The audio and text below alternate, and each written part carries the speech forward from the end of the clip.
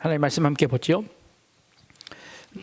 사무엘상 27장 8절부터 12절까지 말씀 봅니다. 8절 말씀 제가 먼저 읽습니다. 다윗과 그의 사람들이 올라가서 그술 사람과 기르스 사람과 아말렉 사람을 침노하였으니 그들은 옛적부터 술과 애굽 땅으로 지나가는 지방의 주민이라. 남녀를 살려두지 아니하고 양과 소와 나귀와 낙타와 의복을 빼앗아가지고 돌아와 아기스에게 이르매 아기스가 이르되 너희가 오늘은 누구를 침노하였느냐 하니 다윗이 이르되 유다 네겝과 여라무엘 사람의 네겝과 겐 사람의 네겝이니이다 하였더라.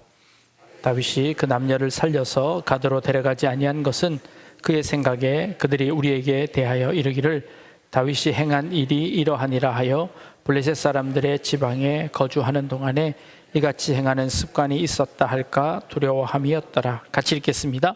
아기스가 다윗을 믿고 말하기를 다윗이 자기 백성 이스라엘에게 심히 미움을 받게 되었으니 그는 영원히 내 부하가 되리라고 생각하니라. 아멘. 여러분, 이 사진을 한번 보여드려 보십시오. 사진만 보고 이 나무가 무슨 나무인지 짐작이 가십니까? 아실 수 있을까요? 우리 나무 좋아하시는 분들, 이게 과연 무슨 나무일까요? 자, 힌트를 드립니다. 그 다음 사진입니다. 사과나무입니다. 이게 그냥 비범한 사과나무가 아닙니다. 이 나무가 어디에 있는 나무인고 하니 영국 캠브리지 대학의 트리니티 칼리지라고 하는 그 대학 앞에 정원이 있는데 그 정원에 이 나무 한 그루만 심어져 있습니다. 굉장히 중요한 나무겠죠? 무슨 나무일까요? 아이작 뉴턴이 이 나무에서 떨어지는 사과 열매를 보고 만유인력을 발견한 바로 그 나무입니다. 유명하죠? 네. 자랑하려고 보여드렸습니다. 네. 네. 실은 원래 나무는 어디 있는고 하니 뉴턴의 본가에 있습니다. 근데 본가에 있는 나무에 가지를 하나 꺾어다가 뉴턴이 다녔던 그 대학 앞에 정원에다가 심어서 이렇게 키운 나무입니다. 이제 그 나무가 그 나무이겠죠? 네, 그래서 학교에서 홍보합니다. 그래서 제가 사진을 찍어 왔습니다. 그 다음 사진을 한번 보여주시면요. 이게 원래 나무이고요. 그 옆에 있는 나무는 뭘까요? 요 나무에서 가지를 꺾어다가 4세대를 거쳐서 서울대학교 식물원에 심은 나무입니다. 역시 사과나무입니다. 저 나무가 잘 자랐는지 아닌지 인터넷에서는 저 사진밖에 찾을 수가 없습니다. 네, 내려주셔도 되겠습니다. 뉴턴이 1660년경에 유럽에 흑사병이 일 때 학교가 휴교를 합니다. 그래서 2년 동안 공부를 하지 못하고 집에서 머물게 됩니다. 한날 집에 앉아 있는데 사과가 떨어집니다. 그런데 저 사과가 왜 옆으로 안 떨어지고 왜 똑바로 떨어질까를 고민하다가 아하, 지구에서 당기는 중력이 있구나 라는 것을 깨닫게 되고 연구를 해서 만유인력을 발견하게 되는 아주 중요한 사건입니다. 우연히 일어난 한 사건이 인류의 대단히 놀라운 큰 발견을 이루었다는 이야기입니다. 다른 의도는 없습니다. 자랑하고 싶어서 말씀드렸습니다. 자, 우리는 지금 다윗에 대해서 계속 보고 있습니다. 25장까지 하다가 오늘 27장으로 넘어왔습니다. 그것도 27장의 뒷부분까지 넘어왔습니다. 26장을 건너뛰었습니다. 왜 건너뛰었냐 하면 비슷한 사건이 24장에 또 기록되어져 있습니다. 그 사건은 무엇인고 하니 다윗이 사울을 죽일 수 있는 기회가 있었는데 다윗이 그 기회를 버리고 하나님의 기름 부은 하나님의 사람을 내 손으로 죽이지 않겠습니다 라는 마음에 사울을 살려준 이야기가 24장에도 그리고 26장에도 똑같이 기록되어져 있습니다. 그래서 제가 건너뛰었습니다. 혹 자유주의 학자들 가운데 이렇게 주장하는 학자들이 있습니다. 원래는 같은 사건이었는데 이 같은 사건이 전래되어져 오면서 조금 왜곡되어서 다른 두 개의 사건으로 전해져 와 편집자가 이 두 개의 사건을 어떤 것이 원래 원본 사건인지 몰라서 이 두 개를 공히 기록했다라고 하는 전승중복설이 있습니다. 원형은 같은 사건인데 이게 오랜 시간 동안 전해지면서 왜곡이 되어서 두 개의 사건으로 나뉘어졌다라고 주장하는 겁니다. 근거는 그렇습니다. 이 사건의 구조가 동일합니다. 다윗이 사울을 죽일 수 있는 기회였고 다윗의 부하가 죽이라고 자꾸 옆에서 충동질을 합니다. 그러나 다윗은 거절합니다. 여호와의 기름 부으심 받은 자를 내가 직접 치지 않겠다라고 선언을 합니다. 대신 죽일 수 있었던 기회가 있었다는 것을 증거물로 남겨서 사울에게 보여줍니다. 끝나고 나면 사울이 내가 잘못했다 하고 후회하고 그리고 다윗에게 용서를 구하는 이 구조가 동일합니다. 동일한 구조가 되어집니다. 다른 한편 학자들은 이렇게 주장합니다. 이것은 실제로 두 번 반복되어진 사건이다 라고 주장을 합니다. 역사적 반복설이라고 합니다. 왜냐하면 이 두 개의 사건은 너무나 명확하게 장소를 확정하고 있습니다. 첫 번째 사건은 엔게디 광야의 동굴 속이었습니다. 26장의 사건은 하길라 산에 있는 진영이었습니다. 첫 번째 사건은 사울이 홀로 동굴 안에 들어가 그 안에 미리 있던 다윗에 의해서 이루어진 사건입니다. 두 번째 사건은 사울이 자기의 진영에 있고 다윗이 자기의 부하를 데리고 그 진영까지 몰래 들어갔다가 창과 물병을 가지고 오는 겁니다. 옷자락을 자르는 것이 아니라 창과 물병을 가지고 나오는 사건입니다. 그러니 이 사건은 명백히 두 번 반복되어진 사건이다 라고 보는 견해입니다. 더 많은 학자가 이 두 번째 견해에 동의하고 있습니다. 저도 그렇다고 생각합니다. 그러나 이 반복되어지는 이 사건은 동일한 교훈을 우리에게 줍니다. 실제로 다 양보해서 이게 한 번의 사건이라 할지라도 성경은 이 사건을 두 번에 나누어서 기록하고 있습니다.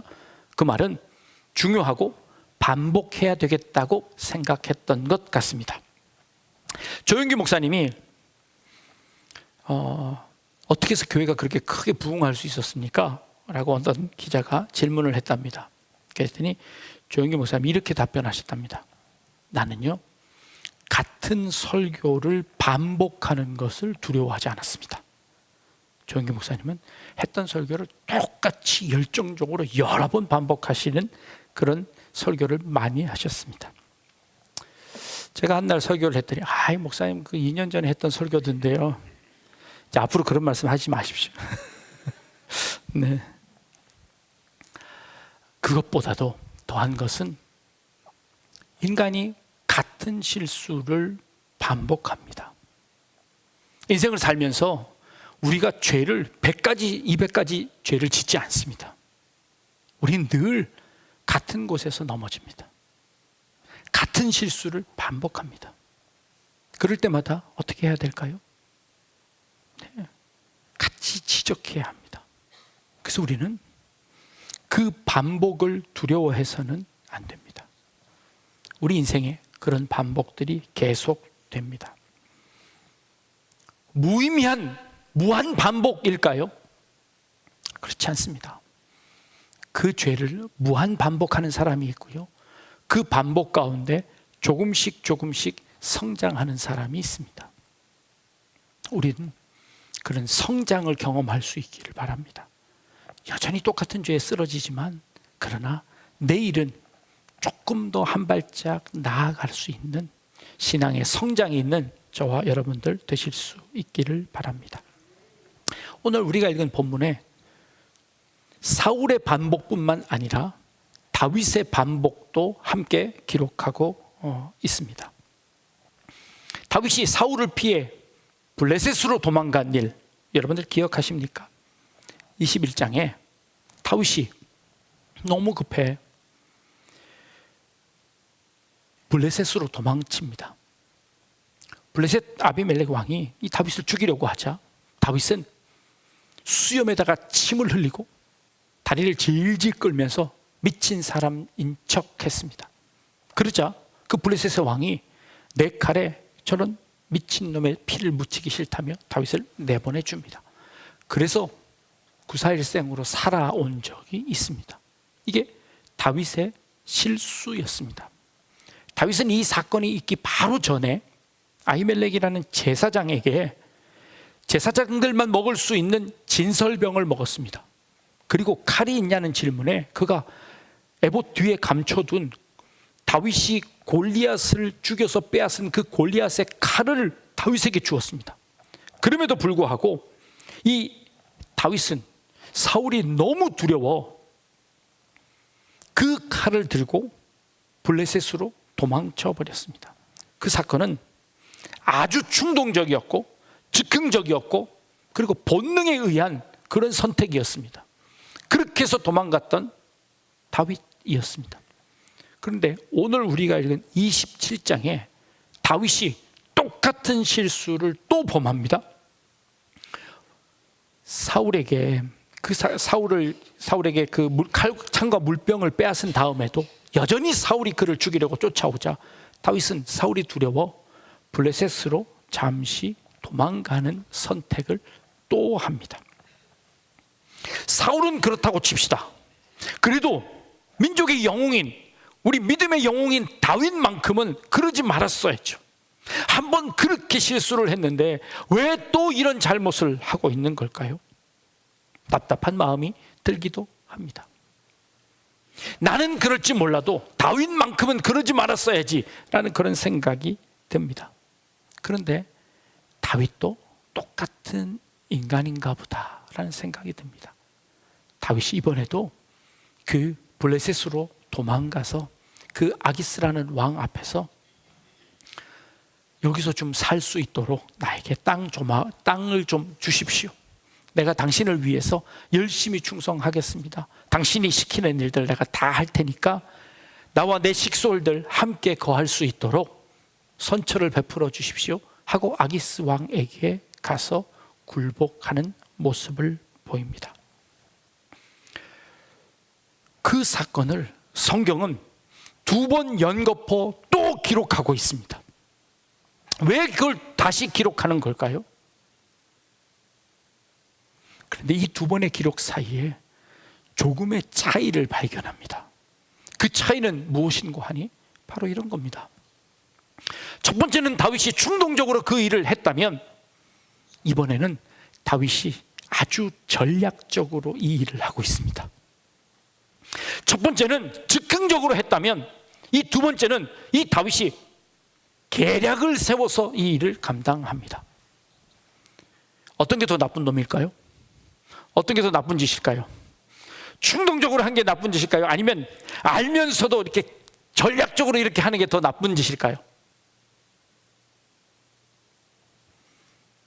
잘 모르겠습니다. 잠깐 결정을 유보해 주십시오. 다윗이 아기스에 가서 이렇게 이야기합니다. 우리가 블레셋의 수도인 가드에 함께 모여 살기는 너무 비좁습니다. 그리고 그 가드에 있는 사람들이 우리를 불편해합니다.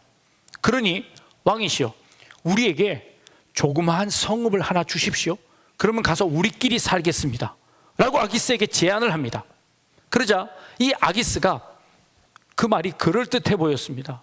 그래서 다윗에게 시글락이라는 땅을 줍니다. 이 시글락이라는 땅은 원래 누구의 땅이었냐면 모세가 가나안 땅에 들어갈 때 이 땅은 원래 유다 지파에게 준 땅이었습니다. 근데 이 시글락이라는 이 땅을 유다 지파가 점령하지 못했습니다. 블레셋에게 이미 빼앗겨 버렸습니다.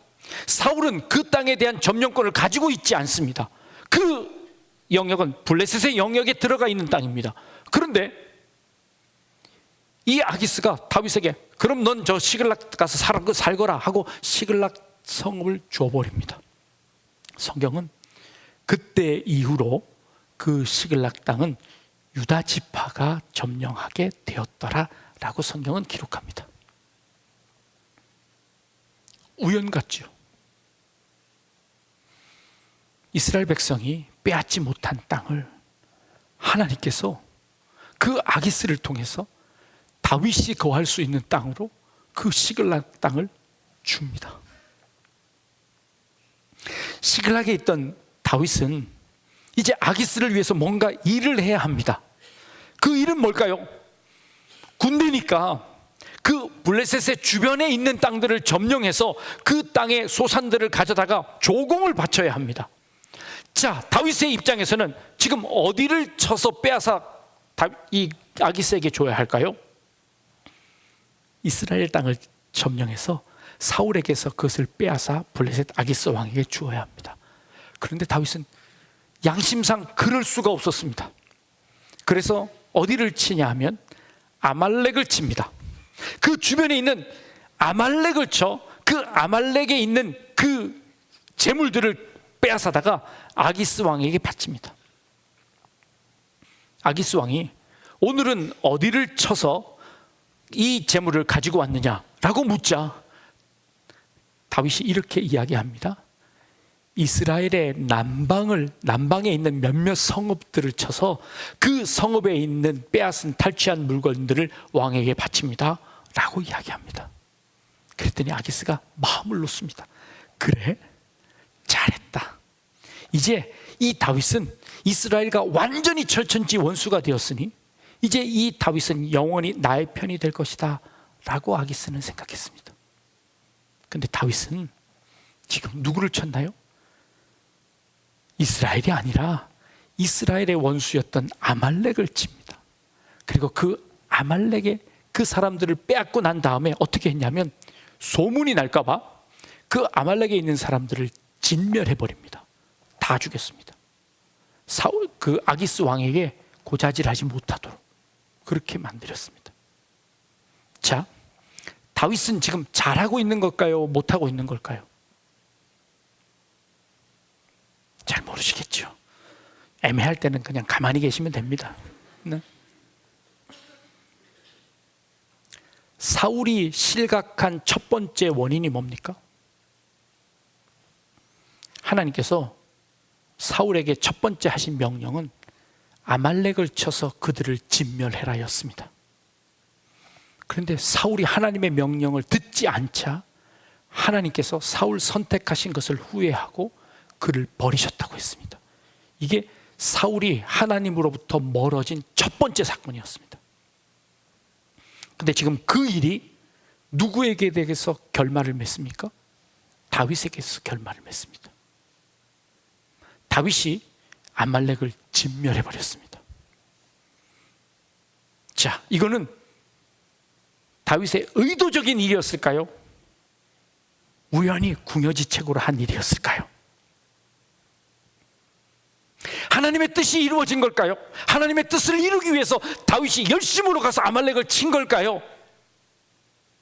아니면 할 수 없어서 억지로 가서 아말렉을 친 걸까요? 그저 아기스에게 들어가는 입막음을 하기 위해서 그 일을 한 걸까요? 아닐 겁니다.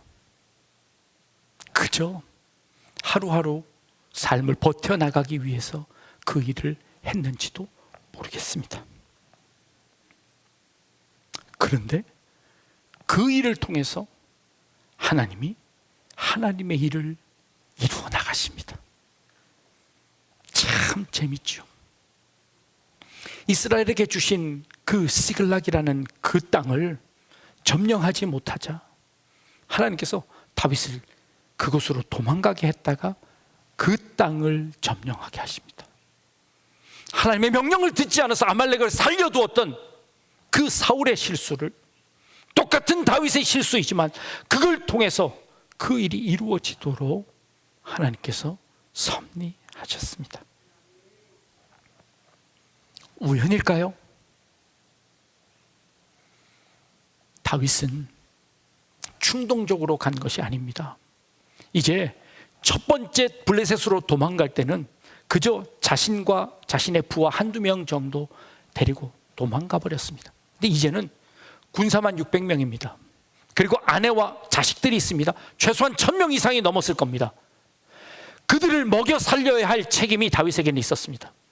이 다윗이 선택할 수 있는 선택지는 그리 많지 않았습니다.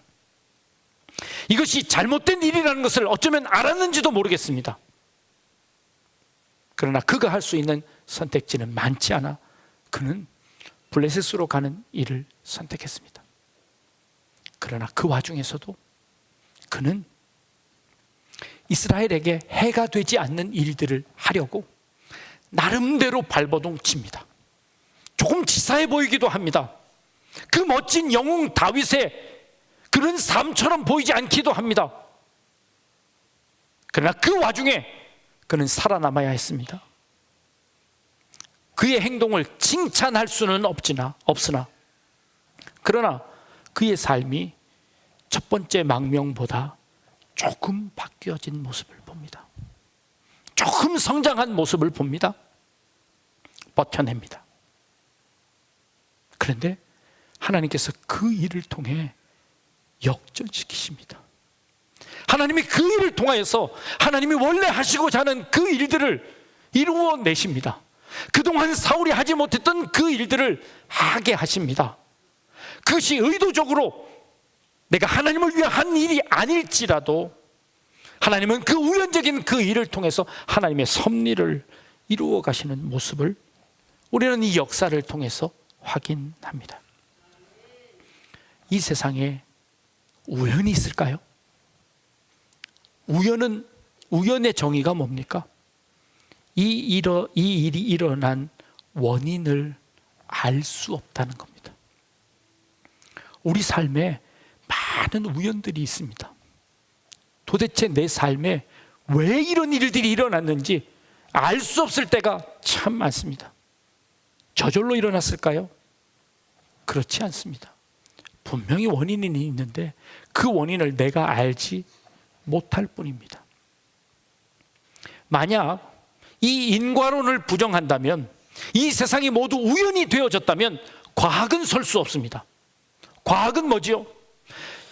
실험을 해서 실험 결과가 나옵니다. 그럼 이 결과는 이 실험을 통해서 나온 겁니다. 이 인과론을 부정하면 이 결과는 그 우연히 나온 건데 그걸 어떻게 믿어? 과학이 설 수 없습니다. 인과론이 있어야 과학이 설 수 있습니다. 이 땅에 있는 것은 우연이 된 것이 아니라 누군가에 의해서, 무언가에 의해서 이 땅에 있는 겁니다. 내가 이 자리에 있는 것은 우연히 오늘 시간이 남아서 그냥 온 것이 아니라 하나님의 섭리 가운데 우리가 이 자리에 왔음을 우리는 신앙으로 고백하는 겁니다. 우연히 사과가 떨어진 것이 아니라 그것은 만유 인력에 의해서 떨어진 것이라는 것을 뉴턴은 발견해냅니다. 내 삶 가운데 내가 알지 못하는 많은 일들이 있지만 그러나 그 모든 것 위에 하나님이 계심을 고백합니다. 이게 신앙입니다. 하나님의 섭리를 믿습니다. 그래서 지금 내가 실패하고 좌절하고 조금 부족하더라도 우리는 포기하지 않습니다. 왜요? 하나님의 섭리가 어디에 있는지 우리는 아직 모르기 때문입니다. 나의 실수, 때로는 나의 죄악을 통해서도 하나님은 일하십니다. 아니, 그걸 잘했다고 하는 것이 아닙니다. 그걸 통해서 깨닫게 하시고 성장하게 하시고 그걸 통해서 다시 돌이키게 하시고 그걸 통해서 하나님의 일이 꺾이지 않는다는 것을 보여주십니다. 그걸 통해서 하나님의 역사가 멈추지 않는다는 것을 보여주십니다. 하나님은 하나님의 일을 하실 겁니다. 그 일 가운데 하나님이 우리를 어떻게 사용하실지는 알 수 없습니다. 그래서 우리는 때로는 감사하고 때로는 안심하며 우리의 길을 갑니다. 하나님의 섭리가 저와 여러분들의 인생 가운데, 우리 교회 가운데, 그리고 우리 민족 가운데 110년의 총회를 이끌어 오신 하나님의 섭리가 있음을 믿고 고백합니다. 우리의 그 믿음이 흔들리지 않기를 축복합니다. 기도하겠습니다.